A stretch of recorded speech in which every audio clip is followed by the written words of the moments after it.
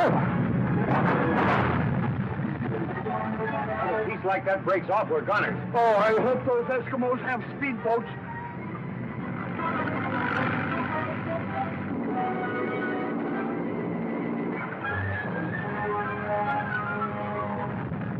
This is it. She's cracking up.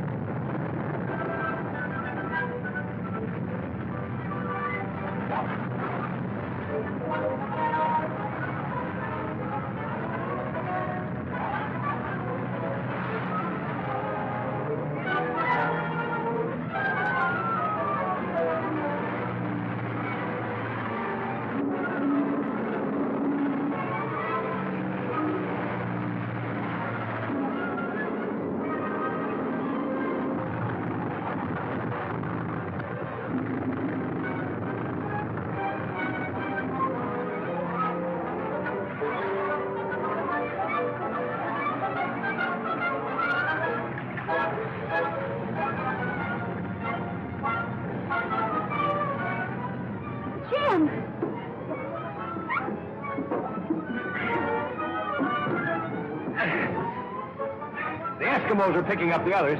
Where's my father? I put him in a kayak. Oh. Head for the village.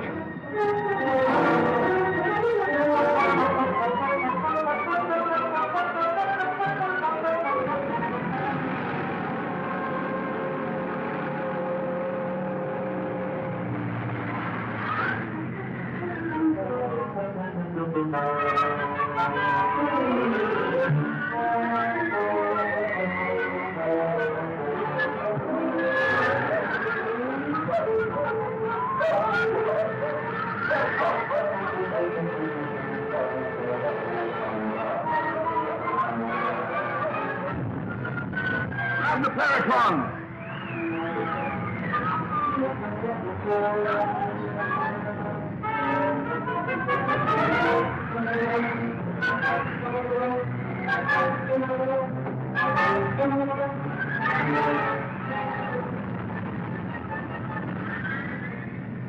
Well, anyway, we didn't lose the Paratron. Two men have fallen to their death, and you feel nothing. How about the briefcase with those notes? It's gone. You think you can figure out the Paratron without them? I don't know. Perhaps. Well, anyway, we can't cross the glacier without dog and sled. We'd better go back to the Eskimo village.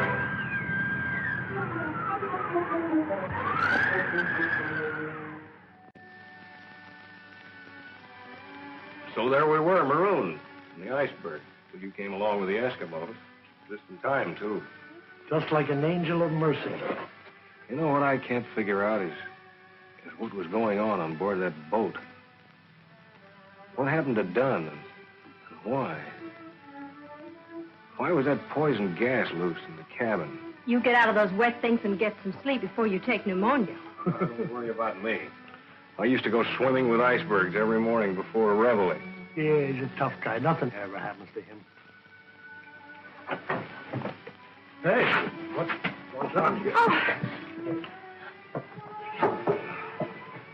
Is he all right?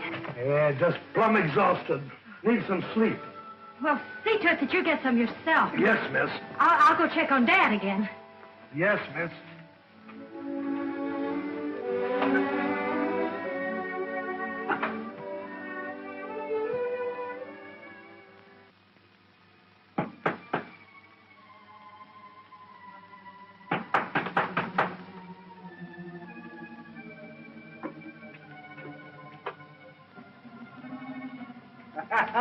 You walk long time, come back same place. That's all I got, Chief.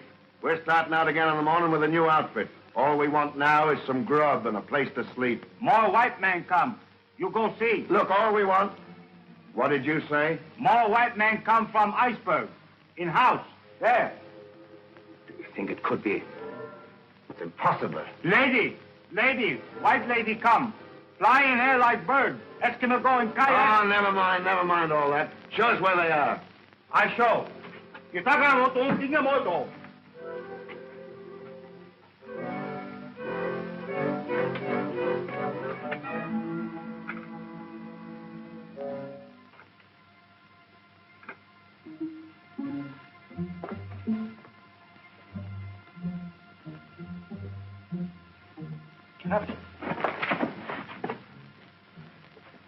Glad to see you got off the wreck, Bosun.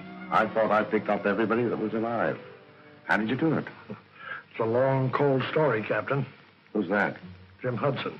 Anybody else get off with you? Yeah, Dr. Miller. He's in the cabin next door with his daughter. Who?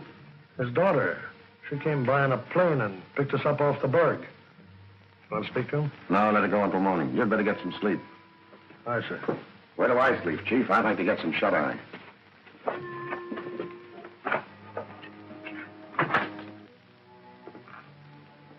If we had not lost Dr. Miller's notes, it would have been different. But now that we found him alive, he must be kept alive. And the others? We will have to dispose of them. Distasteful but necessary. What are you so touchy about? That's my department, ain't it? What's worrying me is this time it won't seem so accidental. We must impress the chief with the fact that his tribe will be blamed if the white authorities ever find out. Well, I'd better get to work. Just a moment, Captain. First, my disguise. Forget it. They'll all be dead by morning except Doc, and we're taking him with us. You said that once before, and they're still alive. It's better if they continue to think that I am dead. You masterminds sure ain't taking any chances, are you?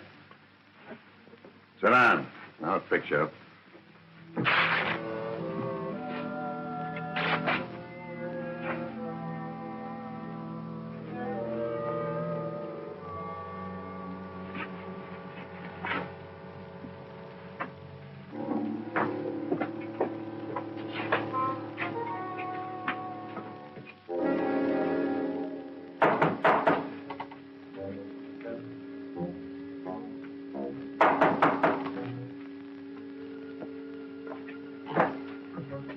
What do you want?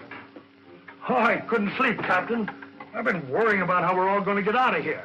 Figure we might as well talk it over now. Sure. A couple of things bothering me about you. How do you mean that?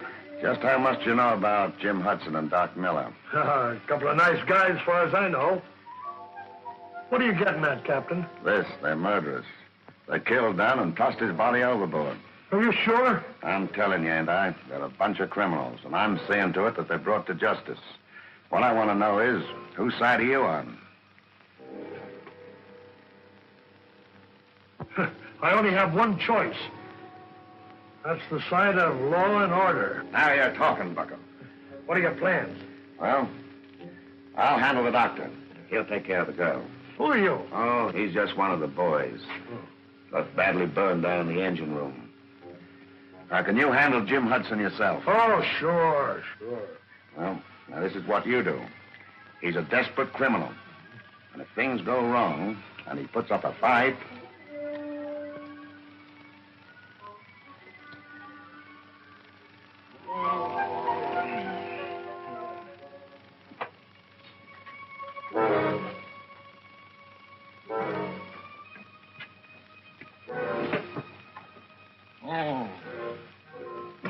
What's the idea?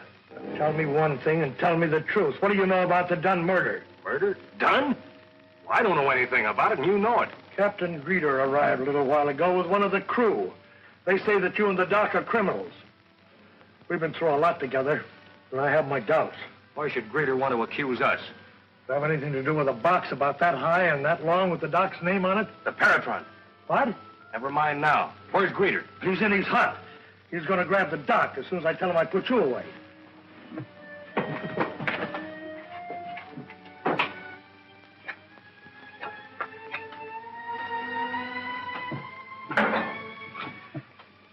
This'll take care of him.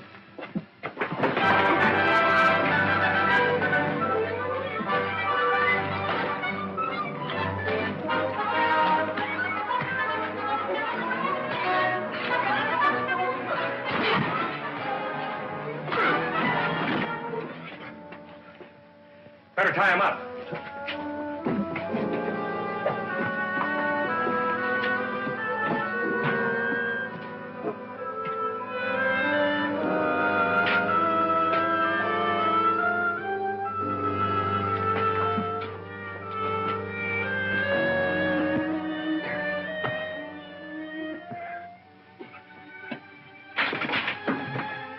Yeah, it's the Paratron, all right. Hey, what is that thing? It's a secret invention of Dr. Miller's. You don't know it, Bosun, but you did your country a great service when you didn't slit my throat. I figured you were the right kind of a guy. And I figured that skunk on the floor there was not but law and order. Keep an eye on him. Oh, well. Hey, that's pretty heavy, isn't it? No, I'm warmed up now. Yeah, no fooling. Say, where did you learn all those fancy tricks? Huh? Oh, from the commando. Commandos, huh? Yeah, rat. You know, the way I figure it, some higher-ups tipped Greeter off over that shortwave radio about the Paratron after we came on board, and they were trying to get rid of us. It's in perfect condition. And you think Greeter and his men are in the pay of someone higher up? I'm sure of it. Well, what do you intend doing with the prisoners? Oh, the chief will keep them here till I can send the marshal up from Bankhead to bring them in. I'd give a great deal to know who the ringleaders are. So would I. We'll find out, though. We won't stop till we do. Well, how will you arrange for us to leave here? Oh, the bosun and I'll go by dog sled. You and the doctor can take the Paratron with you on the plane. Now, we'll meet in Bankhead, and I'll arrange transportation from there. Mm-hmm. Well, we got to get an early start, so we better get some sleep. That's a bright idea, Jim. Good night, Jim. Good night. Come along, honey.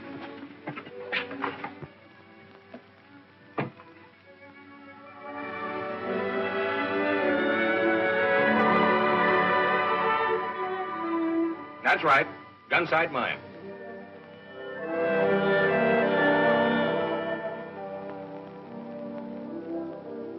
Gun sight mine. Bill Hudson speaking.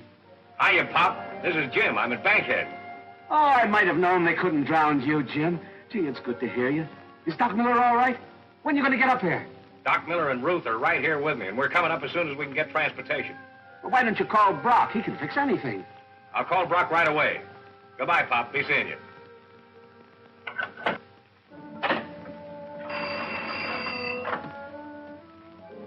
Get me Mr. Brock in Saskatch. That's right.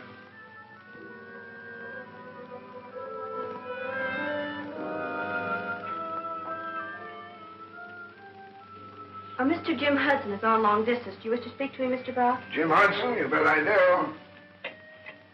Hello? Jim, my boy, well, this is a surprise. It's great to know you're still alive after that tragic shipwreck. Was anyone else saved? Oh, yes. Dr. Miller, the ship's captain, 3 members of the crew.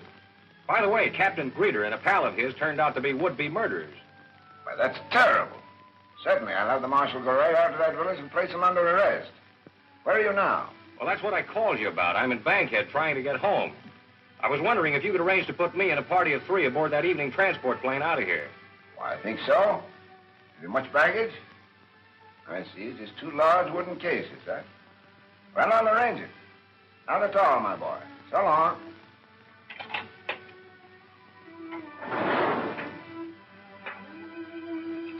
HB to Brandon. Come in, Brandon.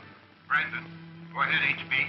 One of my men will leave transport plane number 3 at point M54. Pick him up and take him to your headquarters. Got that? Check. Make it good.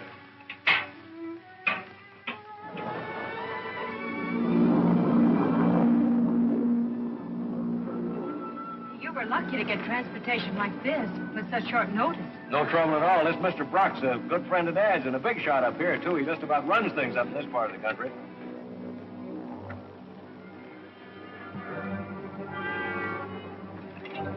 Hold it, everybody. Don't anyone turn around. Put your hands behind your heads. Everybody. Hudson, bring me that case you're guarding so carefully.